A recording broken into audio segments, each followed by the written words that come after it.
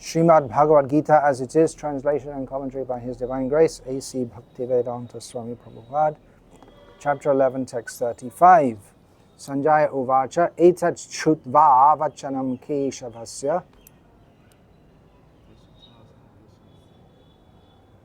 You see, you don't know. You have to revise. Etat Chutva Vachanam Keshavasya. Can you understand what that means? Etat Chutva means? Etat Chutva means? Hearing this. Having heard this, yeah. Vachanam Keshavasya. Yeah, the words of Keshava. Kritanjaliya.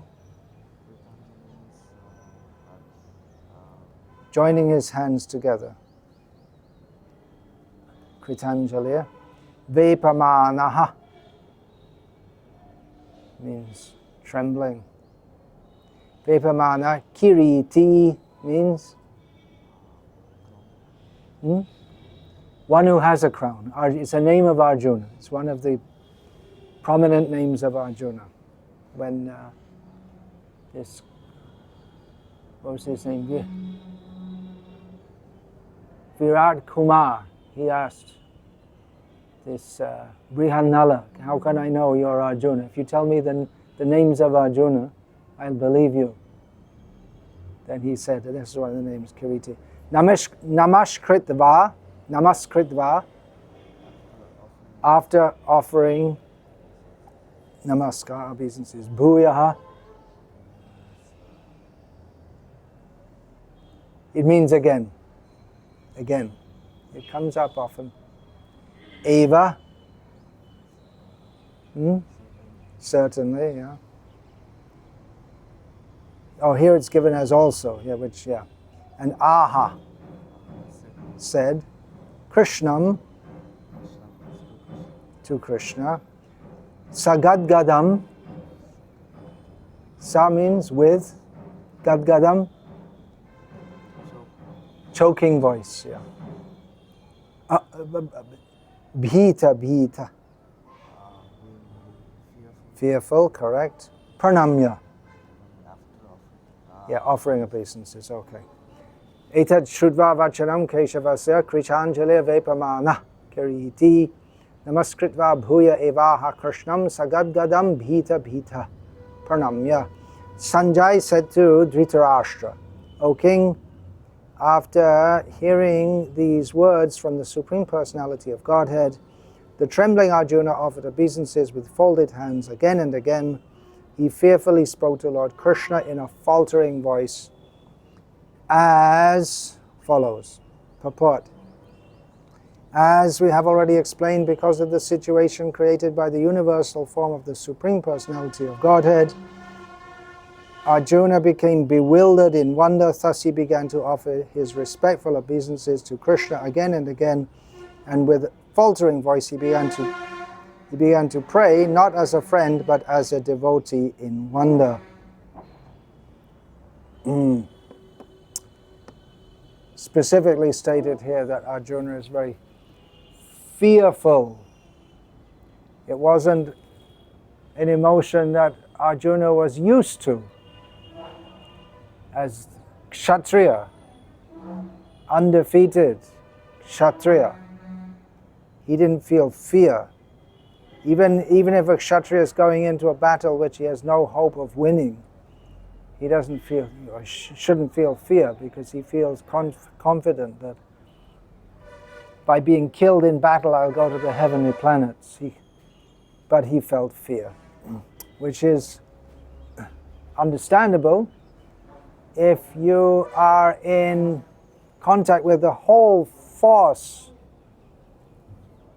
of the universe, the universal form. You can see all the power, you're aware of the whole power of the universe that can completely crush me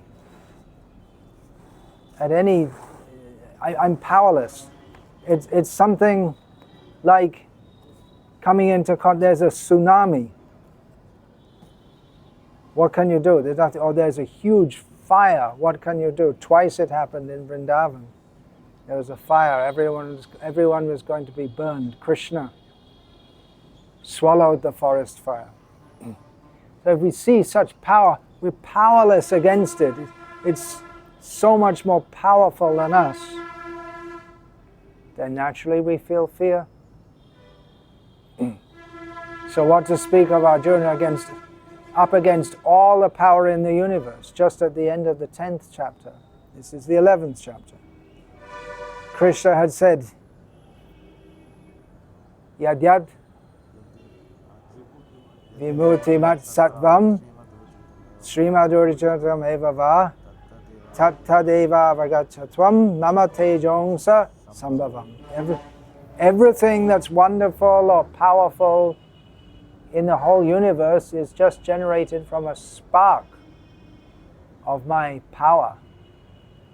So Arjuna was up against this. Nrsimhadev, when he appeared, everyone was afraid. Hiranyakashipu even felt some fear. And then even after Hiranyakashipu was killed, all the demigods, they felt afraid, even though he had come to protect them. Well, specifically to protect Prahlad, but they shouldn't have felt any fear from him. But they did. Prahlad didn't feel any fear because he related with Nrsimha that this is my protector. He's very violent and angry, but not toward me, but for my sake. So it's natural to feel fear when there's something very powerful, but when we understand that that power is for me, for protecting me, then we don't feel fear. There's something wrong in relationships. If two people, if they live together, or they're often together, and the sthayi bhav, you can say, in technical Bhakti Rasamrita Sindhu language. The main feeling is one of fear. Well, that's not very good. If you're just living your life in fear of someone. That's common in the material world because people like to dominate each other. It's the demoniac desire to dominate others. Krishna dominates others. That's natural. He does so for their benefit. Can you understand? You spent some time in Salem. Is it you picked up a little English there? Or you knew before? You want to translate for them? Yeah, I can. Oh, you can translate. Okay. So it's Krishna, he dominates everyone, but he is Suhridam Sarvabhutanam. He's the best friend of everyone. But, Hare Krishna, others who imitate Krishna in this world, they dominate others, but they just take pleasure in dominating. Hare Krishna. They don't have a motive of benefiting others. They just take pleasure in dominating others. They're of the demoniac mentality. Now, fear is required in some relationships. The teacher toward the pupil, some fear should be there, of fear of misbehavior. In a healthy situation, that fear of misbehavior will be there because the child doesn't want to offend the teacher and feels great respect toward the teacher. But if the only way the teacher can keep the class in control is by regularly thrashing them, then there's something amiss with that relationship. So some fear is natural in a relationship between a superior and an inferior.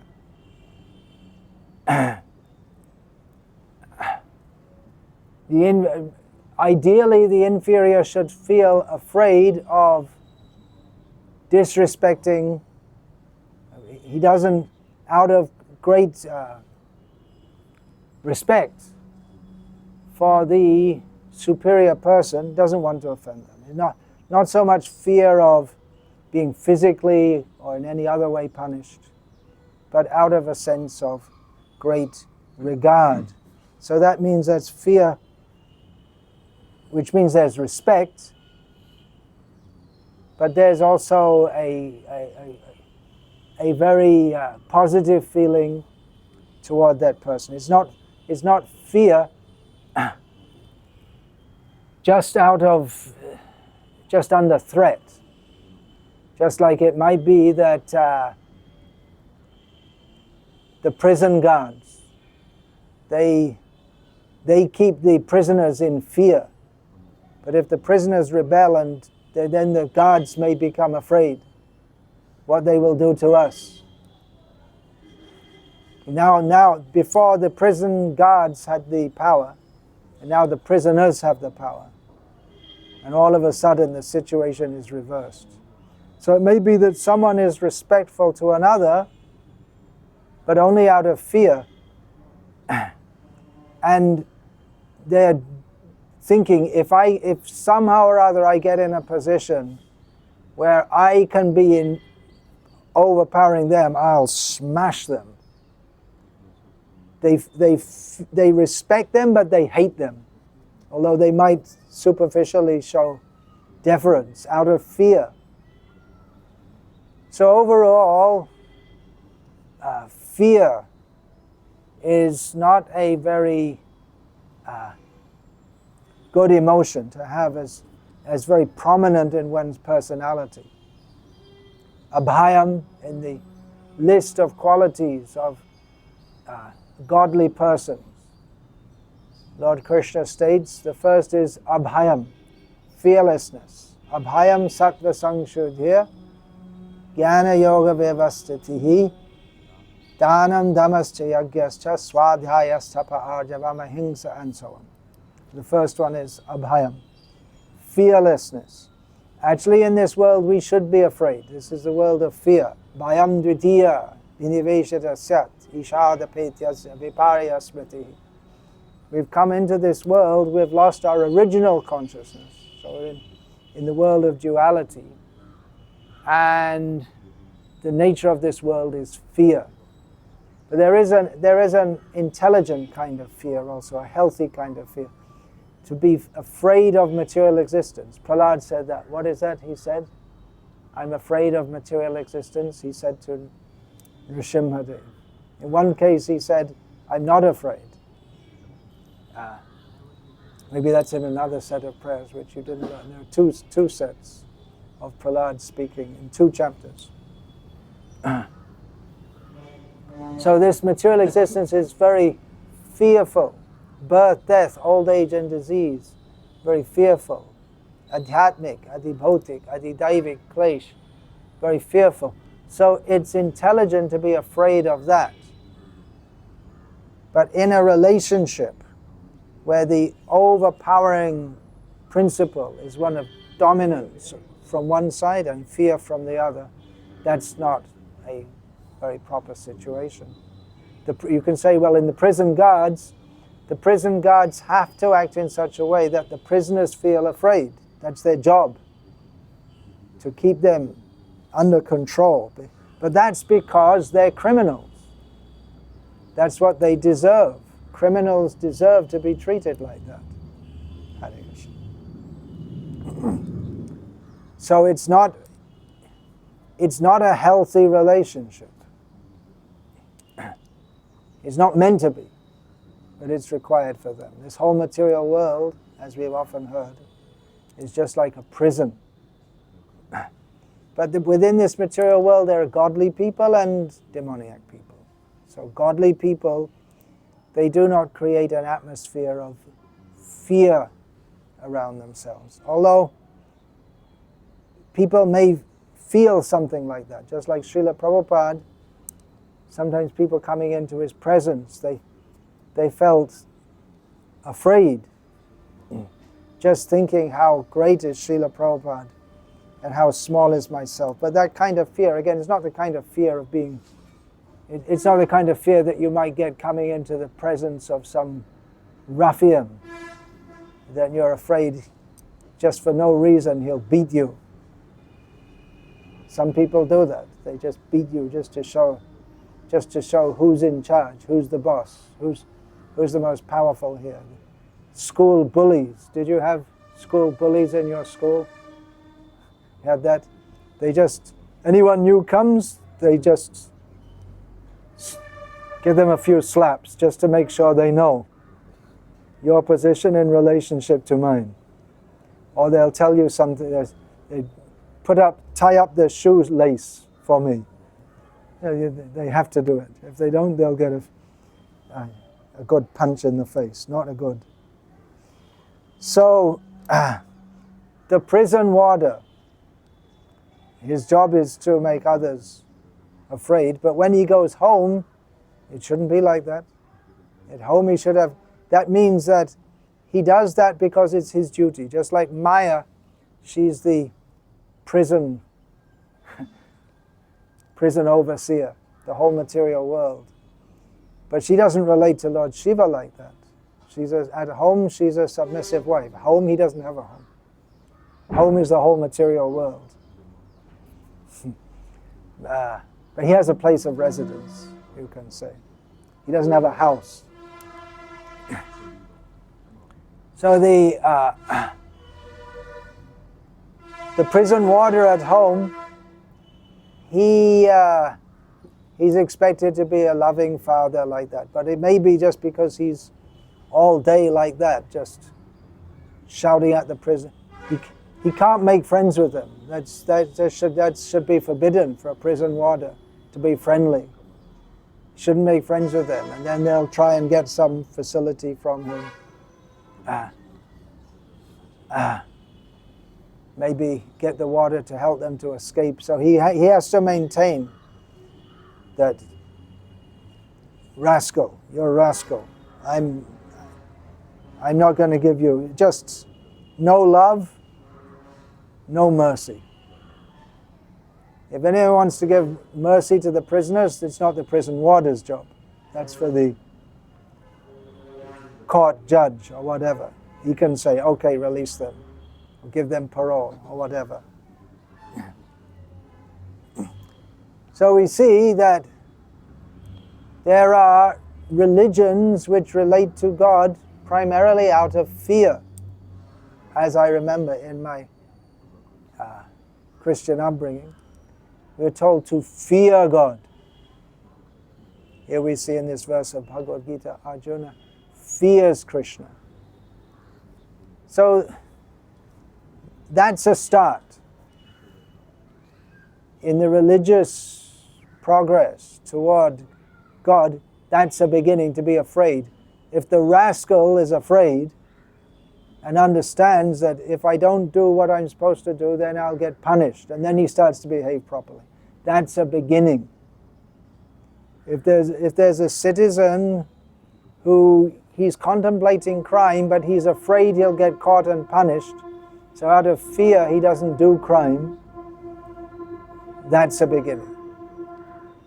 So if in the beginning of one's approach to God, one is fearful, that's a start. At least out of fear, one doesn't commit sinful activities. But Krishna, he comes out of love. Love is a higher principle. In love, there may be some fear also, but that may be a fear of displeasing the loved one.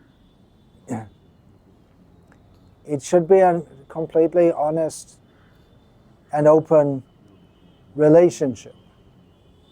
So at this stage, Arjuna, having seen the universal form of Krishna, the immense power of Krishna, he becomes afraid. And Srila Prabhupada commented that at that point, Arjuna's relationship with Krishna became lessened. He went down because his normal relationship is talking to him, hey Krishna, hey Yadava, hey Sakha, lying down on the same bed with him, making jokes at his expense sometimes. Very friendly relationship, friend to friend. One friend can make a joke about another. Especially Kshatriyas, they will, among themselves, they'll do that. But now he's become very afraid. So that means from the platform of friendship, he's come down to the platform of awe and reverence. So Krishna, he comes especially to show his pastimes of love, and that's a very free and natural relationship. So fear, gross fear, that is, to be always in fear is not a very healthy situation. We can see people who live in fear, even animals who live in fear. They're very, they're not happy. Some years ago at Bhaktivedanta Manor in London, I was walking around the grounds with my biological father. And there was a cow pen. You don't have that in this country. It means there's some area which is fenced off. It means the fencing, there's just two bars, you could say, of wood with posts. So there was a young bullock, just at the edge, Hereford bull, for all it's worth. And just at the edge, and naturally I just put my hand out and petted that. And my father was afraid. And he was surprised. Oh, so tame. Because you expect the cows or cattle to, in England, if you go, they'll run away. Because they're used to being mistreated. Whereas in India, the cows are not used to that, mostly. They're used to being well treated. So I didn't even think whether it's an English cow or an Indian. Just you see a cow and you come and you pet them like that. I saw on that farm in Czech Republic when I went there. We walked in the field and all the cows and the horses came to us for some petting. They were in the field. They all came. They liked that. So he was surprised. Because normally they live in fear, all the cattle in the Western countries. I remember once in Ireland also, this was before I joined the movement, I was on some farm and I went to pet one cow and the cow was so afraid and ran away. They're living in fear constantly. They live in fear all their life. Because people, they just treat them. There's a saying in English, to treat people like cattle. It means you don't just see, the saying is there. In India, if you treat someone like a cow, that would be to treat them very well, but it's round the other way. Just you see, it's an object which we keep and we calculate how much we put in money and how much we get out. And as long as by putting in money, feeding, paying the cow herder,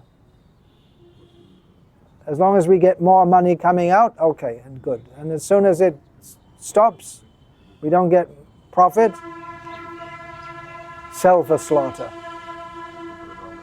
So the cows, they live a life in fear. So humans also, if they live their whole life in fear, it's not healthy. Some not healthy for them. It's not natural. It's not natural means in our pure spiritual situation, we don't feel fear toward the Supreme Lord, toward Krishna. We don't feel a very natural, happy situation.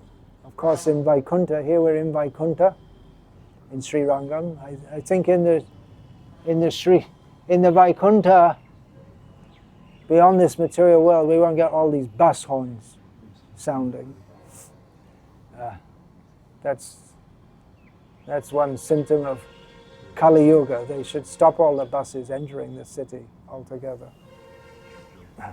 Entering here. So much noise is there. So the material world is a world of fear. Everyone's forgotten Krishna, and everyone is just trying to torture everyone else. The spiritual world of Vrindavan is a world of free love. There's some fear also. Krishna's afraid of Mother Yashoda. Sometimes he runs away from her. But that is just like the fear in this world it develops from our forgetfulness of Krishna and lack of love of Krishna. So fear in the spiritual world, that's all on the basis of love. And then in between there's Vaikuntha, the land of respect. The love is there for Vaikuntanath, for Narayana, very much mixed with respect. So it's not full love, in the sense that Krishna in Vrindavan, the devotees, they relate in full open love because they don't think of Krishna as being the Supreme Lord who can punish us. And people who are afraid are those who are afraid of God, is those who they're afraid of being punished. But if we do nothing wrong, then what fear do we have? In an ideal state, the good citizens, they should not fear the police. The police, they're there for the criminals. So the ordinary citizens, they should see the police as just being there to protect us. Of course, that's the ideal. Up to when I was a child, it was generally thought that the police, in England I'm talking about, the police, they're good people who are not corrupt, and probably most of them are still, but the idea that the police cannot be corrupt is no longer there in England.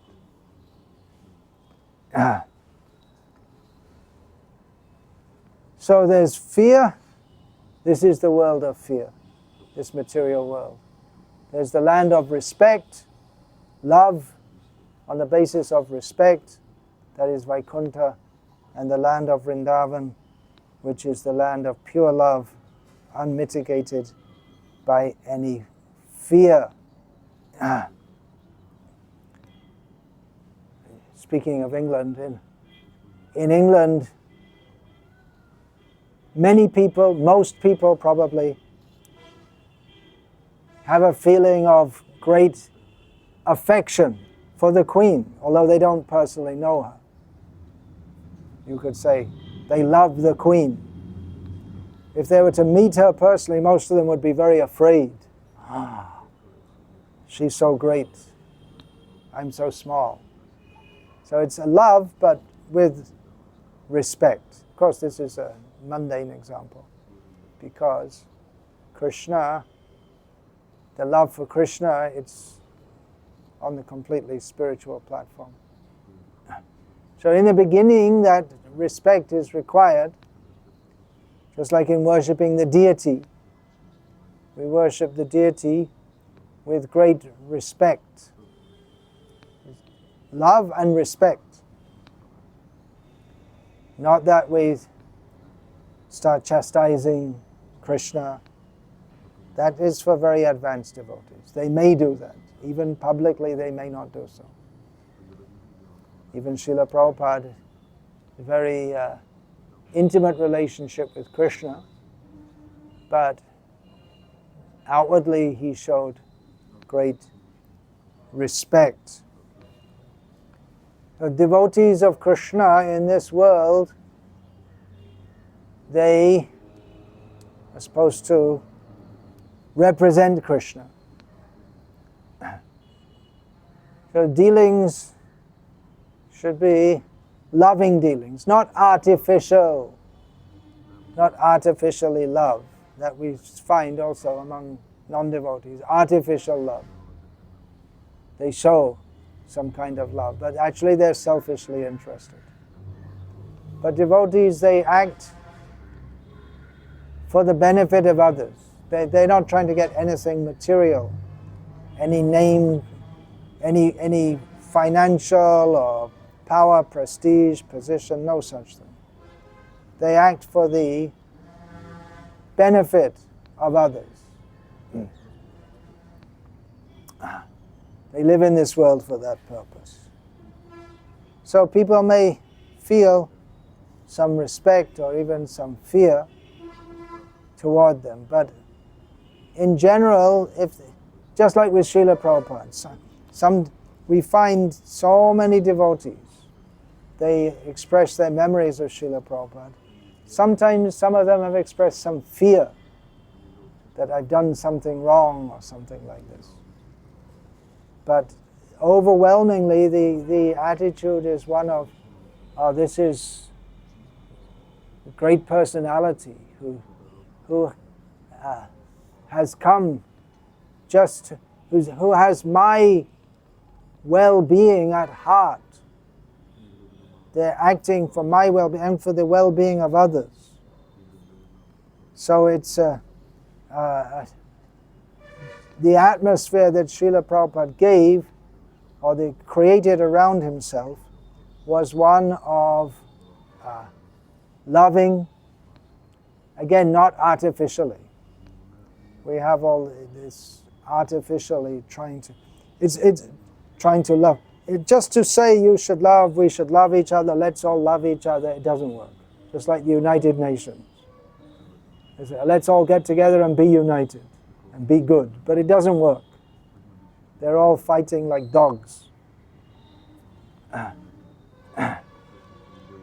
So there has to be actual advancement in Krishna consciousness, which comes by Shravanam, Kirtanam, Vishnu Smaranam, all these processes, following this, and by association with devotees. So I won't speak very long here. I'll finish now. But we can see here, this Arjuna is feeling great fear before Krishna. This chapter of the Bhagavad Gita is especially the impersonalists, they seem to like this more than others, this 11th, because they have the idea, well, everything's in Krishna, and it's all one. I don't know what they think. I don't even want to understand, because it's all, what do you want to understand? Their perverse way of thinking.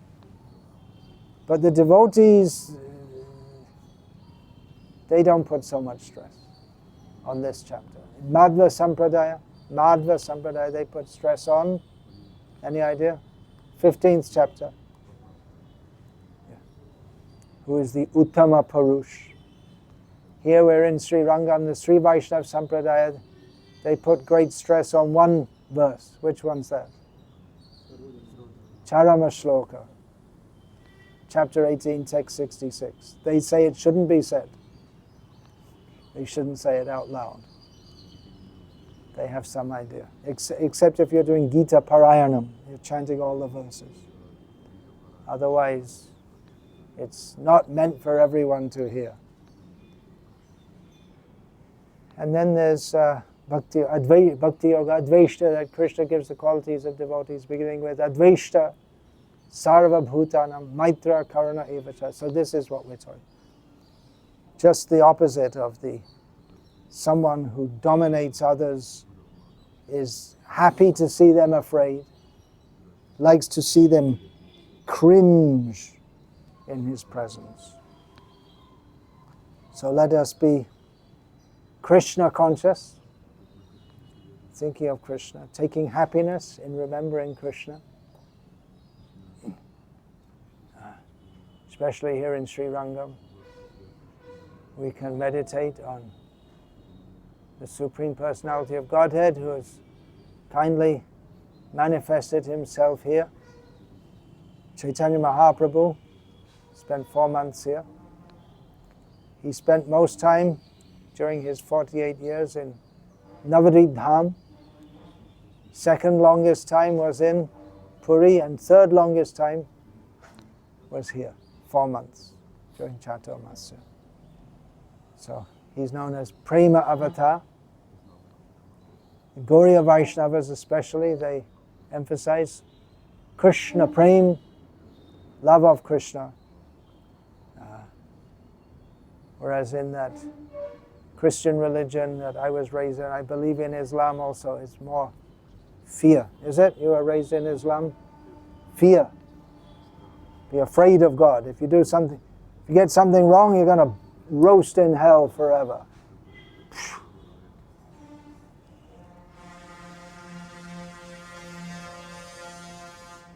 Hare Krishna. Okay, we'll finish there. All glories to His Divine Grace, Srila Prabhupada. Hare Krishna.